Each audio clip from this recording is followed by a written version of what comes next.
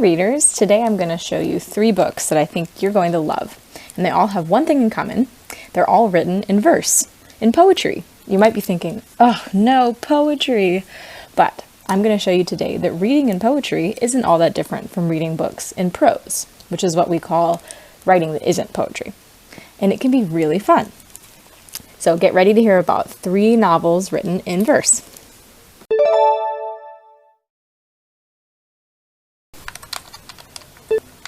Oh, hi there! I love to play video games and read. Do you? The main character in Garvey's Choice, Garvey, does too. His dad really wants him to play sports, though, and he doesn't understand how Garvey can love reading, and math homework, and video games instead of lifting weights, shooting hoops, and running like he does. Have you ever felt like your parents don't understand you, or they don't share your interests? Garvey feels that way, and this is really hard on him. Luckily, his best friend Joe understands him. Do you have a best friend who you feel like really gets you? I hope so.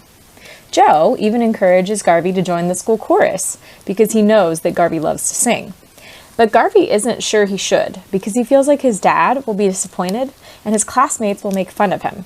Have you ever been scared to do something because of what people might say or do? I sure have. Aside from how awesome this story is about tricky family relationships and supportive best friends, the story is unique too, because it's written in poetry. The author, Nikki Grimes, uses poetry the whole time to tell Garvey's story. There's actually a note in the back of the book about the poetry type, which is called a tanka, and it has 5 lines in a stanza and follows a specific rule for how many syllables go in a line.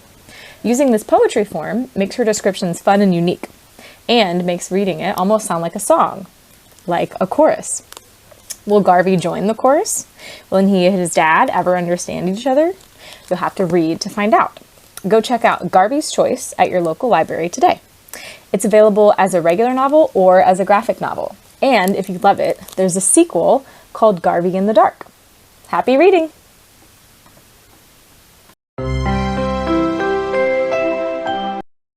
Hi again, readers. Now, what would you do if you had to leave your home?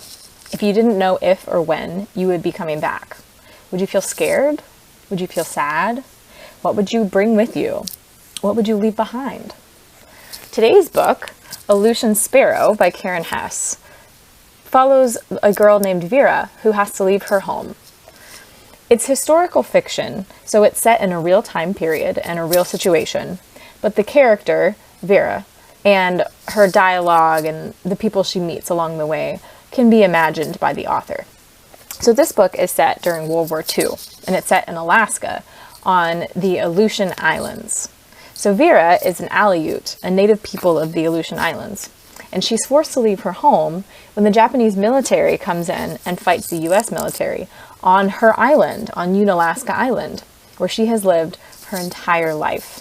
She has to live in several temporary camps after this, where she doesn't really have everything that she needs and wants, like her clothes, blankets, or more fun stuff like books and craft supplies. She lives away from her home for 3 whole years, but she never loses hope that maybe one day she'll get to go back to Unalaska Village. Will she ever get to go back? You'll have to read it to find out. Now remember, today I'm highlighting books that are written in poetry. So this one is too, but it's not a specific form. Aleutian Sparrow is written in what we call free verse, which is where there aren't specific rules about the number of lines or syllables on each page or in each poem. And it doesn't necessarily rhyme. So I'll show you a page for an example. If you look at this one, see the poems are different lengths and the lines are different lengths. And the ends of the lines are help and winter and bridge. And those don't rhyme. So this is what we call free verse. When you read it out loud, it sounds more like prose than poetry, but it still has interesting descriptions and a rhythm to the lines. So if you like historical fiction or strong female main characters, or you want to try reading a book in free verse, make sure to go check out Aleutian Sparrow by Karen Hess today. Happy reading! Oh, hi readers! I was just packing up my backpack to go hiking.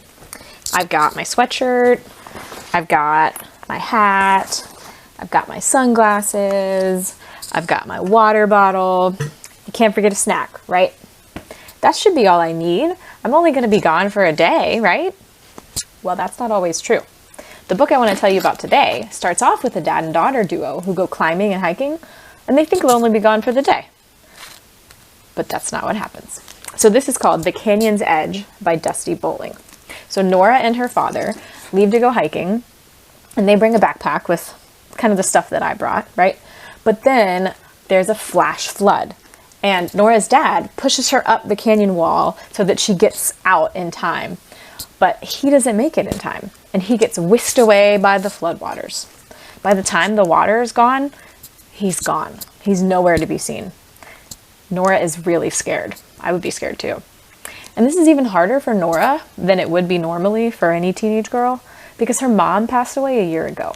So Nora is really scared that she's going to lose both of her parents. She's determined to try and find her dad in the desert, but she meets a lot of challenges along the way. Not only is she haunted by the memories of losing her mom while looking for her lost dad, but also she's in the desert, and a lot of scary stuff happens in the desert. After her mom passed away a year ago, her therapist suggested that she keep a journal. So she does, in poetry. That's right. Here's another awesome book written in poetry. So it has 3 parts to it. Part 1 is actually in prose, like a regular book, and it's giving you kind of the background story and the setup for their day hiking. And then part 2 is more like Nora's journal, and she writes it in poetry. And I want to show you some of the things she does with the words on the page that make it really cool. Because poets, they play with their words, right? They play with the language. So for example, if you look at this page, you can see the swirl of words at the bottom. And this is when she's talking about the floodwaters swirling around her. So she made the words look like what she was talking about. And similarly, a few pages later, if you look at this one, she has the words kind of slowly go across the page. And it says, I wait for seconds, minutes, hours, days, months, years. And it's supposed to kind of mimic time passing slowly because it's across the page. So she writes her journal in poetry. And then part 3, I'm not going to tell you what happens in part 3. You're going to have to read it to find out. I don't want to spoil it for you. So, will Nora find her dad? Will she be able to grieve for her mom and move forward? This book is a page turner. It's full of suspense. You're not going to want to put it down once you pick it up. So make sure you go check out The Canyon's Edge by Dusty Bowling today. Happy reading! So there you have it, readers. 3 amazing books written in verse that you could check out right now. Reading in verse is not only fun because authors play with the words and the way that they show up on the page, but it's also great for your reading skills. Books in verse give you practice reading poetry, but it feels like just reading a novel in prose. They also give you practice with figurative language because authors use more descriptive words and imagery in poetry usually. So check out Garvey's Choice to read about Garvey's journey to being himself and connecting with his dad. Will he join chorus? Will he and his dad finally get along? Check out Aleutian Sparrow for a historical fiction story set during World War II with a strong female main character. Will Vera ever go home again? And check out The Canyon's Edge for a page-turning suspenseful adventure where Nora is lost and afraid. She begins to find herself again in the process. But will she find her dad? So many great books to read and so little time. Happy reading!